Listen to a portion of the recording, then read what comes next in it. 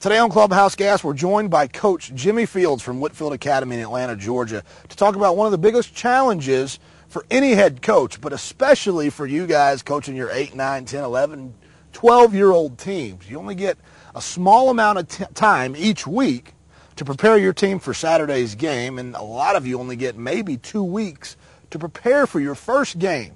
So how do you get the most out of that time with your players? Well, Coach Fields is going to help us with that today on Clubhouse Gas.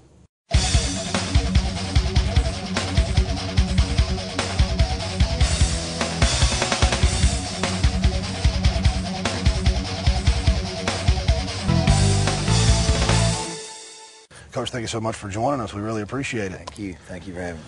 A lot of the guys that watch our show end up coaching football teams because it's a last resort. They get the phone call, your son signed up for football. If we don't have a coach and if you don't coach a team, there's not going to be a guy. And so here they are stuck. And what they start doing is looking for an offense to run and a defense to run. They get all this great information that they want to teach these kids. And before they know it, it's time for the first game. And they don't have anything put in because they don't know how to plan a practice. Talk about the basic fundamental of putting your practice together.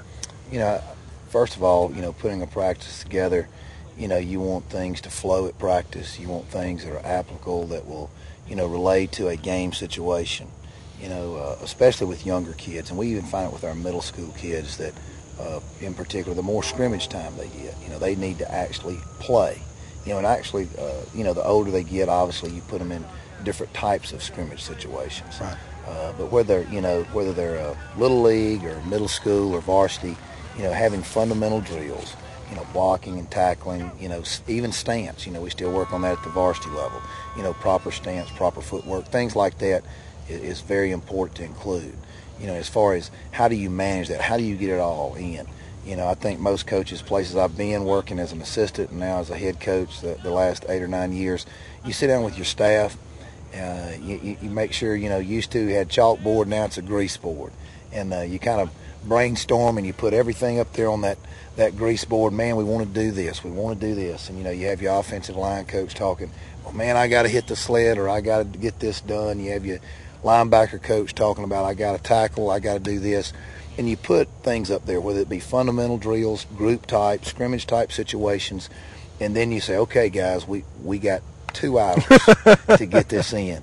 And, there's another thing. I think, time management, as a teacher, because you're a coach, but you're really a teacher. Right. And, a captive audience, there's, I don't know if there's any such thing. I learned this in South Georgia as a 3 or 4 hour intense practice. Right. When you talk about intensity, because this is a game of intensity, and even at the younger level, you're trying to teach, this isn't, standing around while somebody runs the bases or shoots free throw. This is intense. Yeah. And you're trying to teach that to kids, no matter what level of football. So you're trying to manage your practices where they're intense and they allow that same intensity.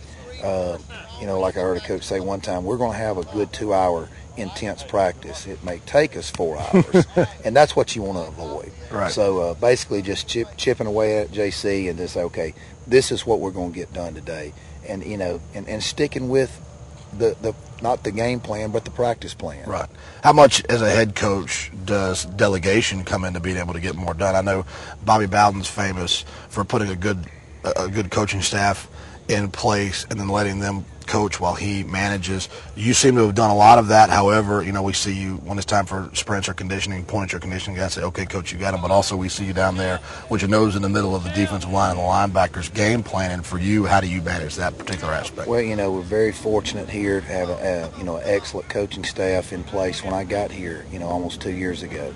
And one thing, I was very fortunate, 18, 19 years ago when I got into coaching with Milt Miller.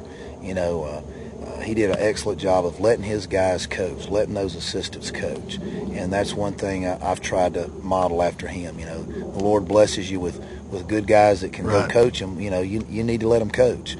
And you learn from them. It's more of it's just like you expect those players to work together as a team, on Friday night and at practice. Well, the same thing could be said about a coaching staff.